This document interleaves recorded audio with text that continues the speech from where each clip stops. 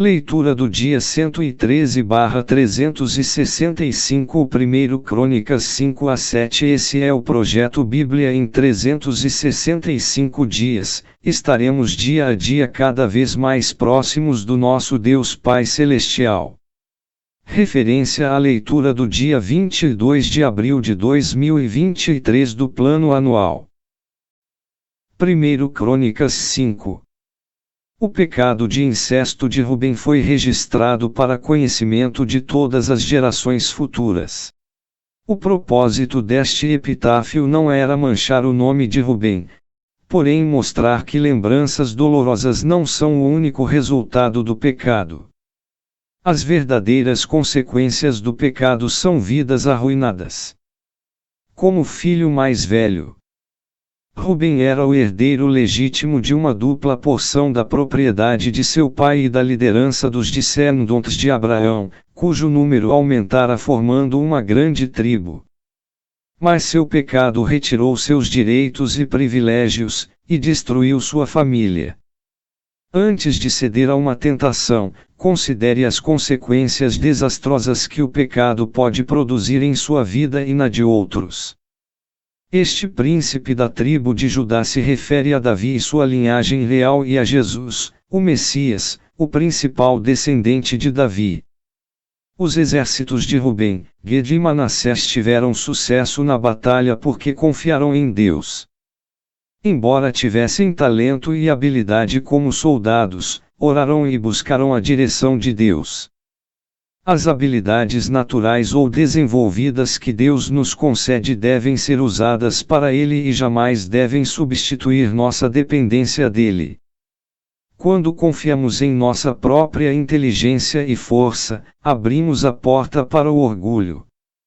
Diante das situações difíceis, busque o propósito de Deus e peça sua direção e força.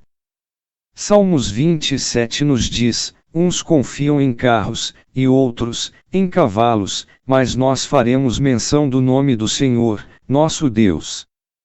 O cativeiro mencionado aqui se refere ao exílio das 10 tribos do norte, o reino do norte de Israel, a Assíria em 722 a.C. Estas tribos nunca retornaram à sua terra natal.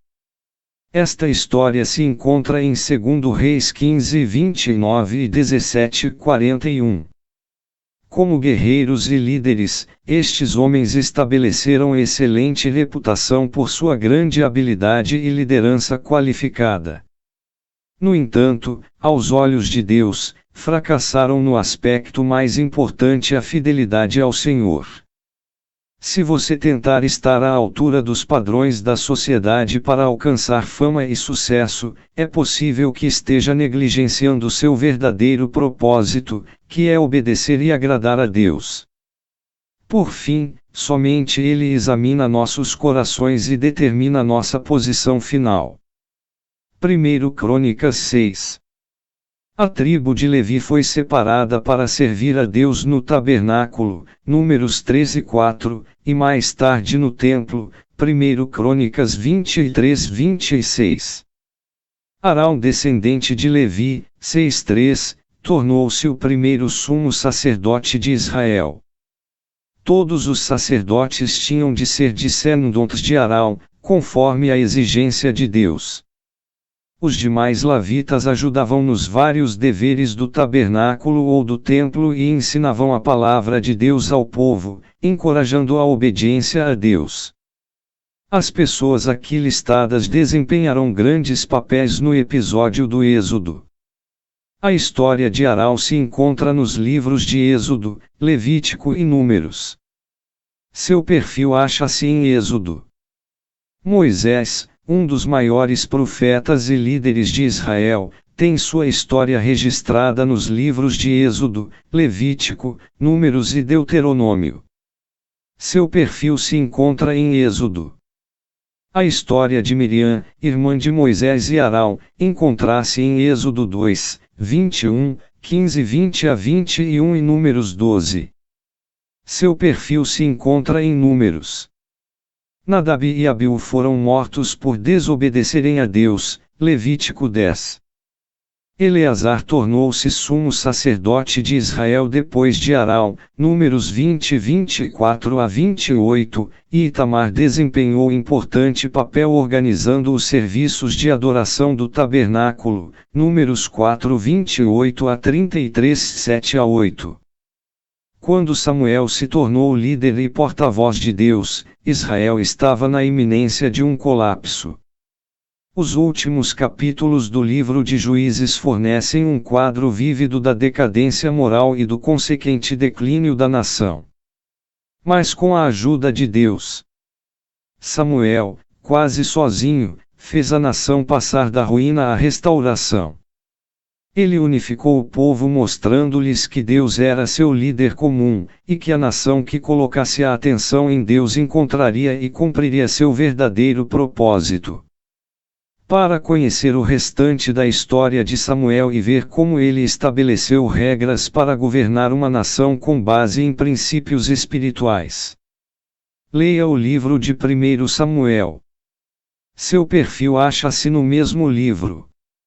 Davi muito trabalhou para introduzir a música no culto. Ele estabeleceu chefes de cantores e coros para cantar e tocar regularmente no templo, capítulo 25. Quando jovem, Davi foi contratado para tocar harpa para o rei Saul, 1 Samuel 16, 15 a 23. Ele também compôs muitos hinos que se encontram no livro de Salmos. Os construtores e artesãos concluíram a obra do templo e os sacerdotes e levitas ficaram responsáveis por sua manutenção. Chegava o momento de outro grupo de pessoas, os músicos, exercitarem seus talentos para Deus. Alguns dos que serviram a Deus com a música estão registrados aqui. Você não precisa ser um ministro ordenado para ter um lugar importante no corpo de crentes. Construtores, artesãos, assistentes de adoração, membros de coros e líderes de música, todos têm contribuições significativas a dar. Deus lhe concedeu uma combinação única de talentos. Use-os para servi-lo e honrá-lo. Arão e seus descendentes seguiram com rigor os detalhes do culto ordenado por Deus através de Moisés. Não escolheram apenas as ordens às quais queriam obedecer. Observe o que aconteceu a Uza quando detalhes importantes no manuseio do Arca da Aliança foram negligenciados, 13, 6 a 10. Não devemos tentar obedecer a Deus parcialmente, escolhendo o que deve ser observado ou ignorado. A palavra de Deus tem autoridade sobre todos os aspectos da nossa vida, não apenas sobre áreas selecionadas. Para mais informações sobre os sacerdotes, veja a nota Levítico 8:1. A tribo de Levi não recebeu uma parte específica da terra como as demais tribos. Em vez disso, os levitas deveriam viver por toda a terra a fim de auxiliar as tribos na adoração a Deus. Assim, os levitas receberam cidades ou pastagens dentro das áreas distribuídas a outras tribos, Josué 13, 14 a 33. Deus havia dito às tribos que designassem cidades específicas para servirem de refúgio àqueles que matassem alguém por acidente, Números 35. Tal instrução pode ter parecido sem importância na ocasião em que foi dada, os israelitas ainda não haviam entrado na terra prometida. Às vezes, Deus nos passa instruções que não parecem relevantes no momento, mas descobriremos seu valor mais tarde. Não despreze as lições da Bíblia porque alguns detalhes parecem irrelevantes. Obedeça a Deus já e no futuro você terá maior entendimento do porquê dessas instruções. Os israelitas lançavam sortes com o objetivo de transferir das mãos dos homens às mãos de Deus o processo da tomada de decisão. A sorte somente era lançada após se buscar a direção de Deus em oração. Para mais informações sobre o lançamento de sorte, ver a nota Josué 18:8. 1 Crônicas 7. Josué foi um dos grandes líderes de Israel, o qual conduziu o povo à terra prometida. Sua história e perfil se encontram no livro de Josué.